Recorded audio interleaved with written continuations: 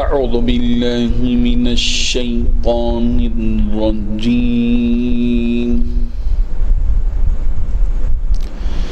بسم اللہ الرحمن الرحیم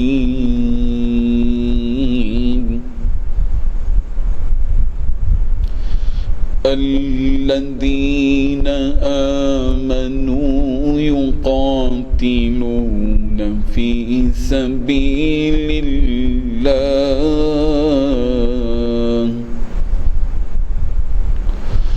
والذین کفروا یقاتلون فی سبیل الطاغوت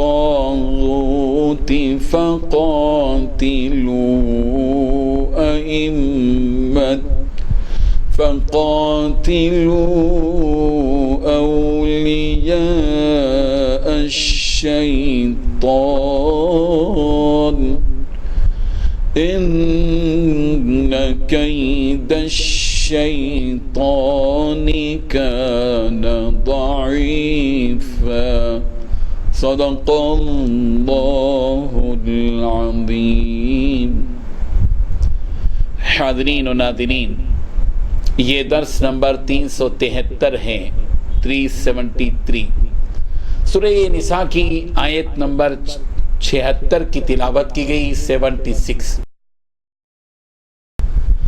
لفظی ترجمہ دیکھیے، الذین وہ لوگ جو آمنو ایمان لائے، یقاتلون وہ لڑتے ہیں، فی سبیل اللہ اللہ کے راستے میں، والذین اور وہ لوگ جنہوں نے کفروا کفر کیا، یقاتلون وہ لڑتے ہیں، فی سبیل طاغوت شیطان کے راستے میں، فقاتلوا چنانچہ تم لڑو، اولیاء الشیطان شیطان کے دوستوں سے، ان کید الشیطان بے شک شیطان کا مکر کان ضعیفا نہایت کمزور ہے۔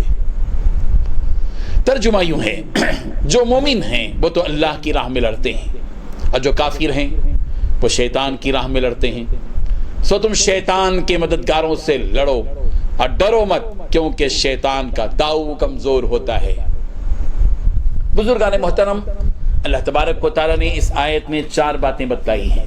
پہلی بات، جو لوگ اللہ پر ایمان لا چکے ہیں ان کی شان یہ ہوتی ہے کہ وہ اللہ کے راستے میں لڑتے ہیں۔ دوسری بات یہ بتائی گئی کہ اور جن لوگوں نے کفر کو اپنا لیا ہے وہ ایسے بدنصیب ہیں کہ وہ طاغوت کے راستے میں شیطان کے راستے میں لڑتے ہیں۔ تیسری بات اللہ تعالیٰ نے بتائی، مسلمانوں تم شیطان کے دوستوں سے لڑو۔ اور چوتھی بات یہ بتائی کہ اس حقیقت کو یاد رکھو کہ شیطان کی چالیں در حقیقت کمزور ہے۔ اس آیت میں اس حقیقت سے آگاہ کیا گیا ہے کہ جو لوگ حقیقی مومن ہوتے ہیں ان کا ایمان انہیں اس بات کی ترغیب دیتا ہے کہ وہ اللہ کے راستے میں لڑیں۔ اسی رغبت اور شوق کی وجہ سے مومن و مسلمان اللہ کی راہ میں لڑتے ہیں، جس قتال و جہاد کا مقصد صرف اللہ کی رضامندی ہوتی ہے کہ اللہ تبارک و تعالیٰ اس قتال سے، ان کی اس محنت سے اللہ تبارک و تعالیٰ راضی اور خوش ہو جائے۔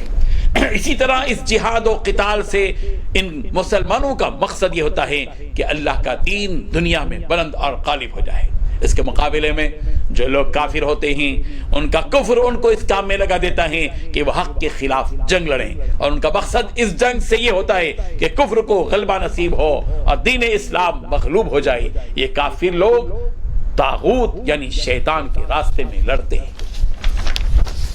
ان 2 حقیقتوں کو بتلانے کے بعد اللہ تبارک و تعالیٰ مسلمانوں کو حکم دے رہے ہیں کہ فقاتلوا اولیاء الشیطان، کہ مسلمانوں تم شیطان کے دوستوں یعنی ان کافروں سے لڑو، اور اس بات کو یاد رکھو کہ تمہارے ساتھ ربانی طاقت کام کر رہی ہوتی ہے جب تم اخلاص کے ساتھ اللہ کے راستے میں لڑ رہے ہوتے ہو، اور شیطان اپنے دوستوں کی مدد کرتا ہے، لیکن یہ حقیقت ذہنوں میں پیوست رہے کہ اللہ کی قوت اور مدد کے مقابلے میں شیطان کی مدد اور قوت کی کوئی حیثیت اور حقیقت نہیں ہے۔ یہی وجہ ہے کہ مسلمانوں کی تھوڑی سی جماعت کے مقابلے میں کافروں کی بڑی بھاری جماعت عاجز اور بے بس ہو جاتی ہے، اور شیطان کی ساری تدبیریں اللہ کی تدبیروں کے سامنے دھری کی دھری رہ جاتی ہیں۔ یہاں ایک بات بنیادی طور پر مسلمانوں کو ذہن میں رکھنا چاہیے، یہاں کافروں سے لڑنے کا مراد عام کافر نہیں ہے۔ ہمارے ہندوستان میں اس پس منظر کو ہم سمجھ سکتے ہیں، بیک گراؤنڈ کو سمجھ سکتے ہیں۔ مسلمانوں میں ہم جس ملک میں رہتے ہیں یہاں اکثریت غیر مسلموں کی ہے، اور مسلمان الحمدللہ یہاں 25 کروڑ کی تعداد میں ہیں۔ یہ جو احکامات دیے گئے ہیں کہ کافروں سے لڑو، کافروں سے، ان کافروں سے ہے جو باقاعدہ اسلام کے خلاف مہم چلاتے ہیں اور مسلمانوں کے خلاف برسر پیکار ہوتے ہیں۔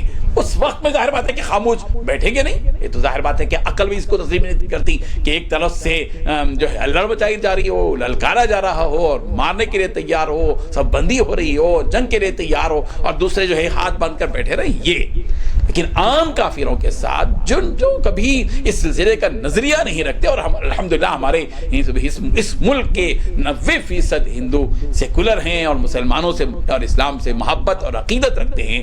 ہمارے مسجدوں کے پاس بہت سے غیر مسلموں کو آپ نے دیکھا ہوگا کہ جو اپنے بچوں کو لیے بھی آتے ہیں اور نماز پڑھ کر آنے والوں سے کہتے ہیں کہ آپ تھوڑا سا اپنا وہ قرآن پڑھ دیجیے۔ ابھی بھی الحمدللہ مسلمانوں سے اسلام سے غیر مسلموں کو ہمدردی ہے۔ عام کافر مراد یعنی کہ ان سے لڑا جائے، لڑنے کی ترغیب دے۔ یہ جہاد کا حکم، یہ لڑنے کا جو حکم دیا جا رہا ہے وہ اس وقت میں ہے جب کہ باقاعدہ طور پر مہم چھیڑی گئی ہو اور جنگ کی شکل و صورت سامنے آ رہی ہے، تو ظاہر بات ہے کہ اس وقت میں حکم دیا جائے گا۔ اس وقت کے جو قائد رہیں گے، اسلامی قائد رہیں گے، وہ اگر ان کے پاس باقاعدہ جہاد کی وہ سارے قوانین ہوں، وہ لاگو ہو رہے ہوں، تو اس وقت کے لیے یہ احکامات ہیں۔ اللہ تبارک و تعالی ہم سب کو ان ساری چیزوں کو باریک بینی سے سمجھنے کی توفیق عطا فرمائے اور غلط فہمی کا شکار ہونے سے ہم سب کی حفاظت فرمائے۔ وآخر دعوانا ان الحمدللہ رب العالمین۔ لا الہ الا اللہ، لا الہ